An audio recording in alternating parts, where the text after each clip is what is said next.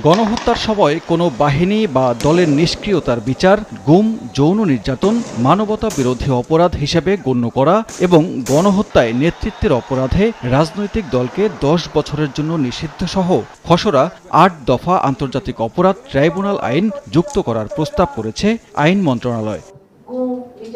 রাজধানীর বিচার প্রশাসন প্রশিক্ষণ ইনস্টিটিউটে বিশিষ্টজনদের সঙ্গে আয়োজিত মতবিনিময় সভায় এসব প্রস্তাব উত্থাপন করা হয়। আমাদের একটা মনিটরিং সিস্টেম থাকা উচিত। এ সময় প্রস্তাবিত খসড়াকে সাধুবাদ জানিয়ে আরও কিছু প্রস্তাব দেন বিশিষ্টজনেরা।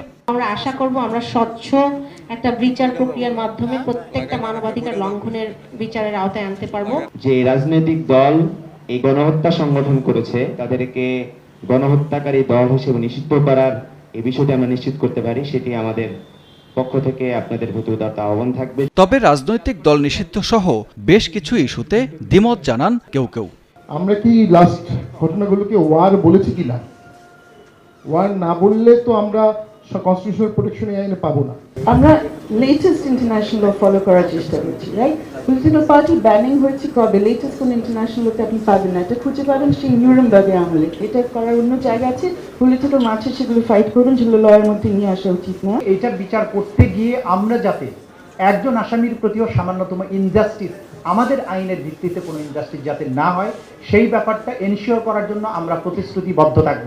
এ সময় অন্তর্বর্তী সরকারের আইন উপদেষ্টা ডক্টর আসিফ নজরুল বলেন, প্রতিশোধ নয়, সুবিচারের জন্য আন্তর্জাতিক অপরাধ ট্রাইব্যুনাল আইনের সংশোধন করতে চায় অন্তর্বর্তী সরকার।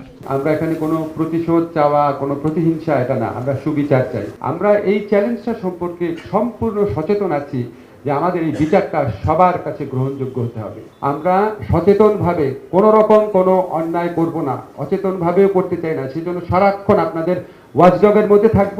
সবার মতামত যাচাই বাছাই করে খসড়া প্রস্তাব চূড়ান্ত করা হবে বলেও জানান আইন উপদেষ্টা। এটার প্রতিফলন আপনারা আমাদের বিচার কার্যের মধ্যে দিয়ে দেখবেন।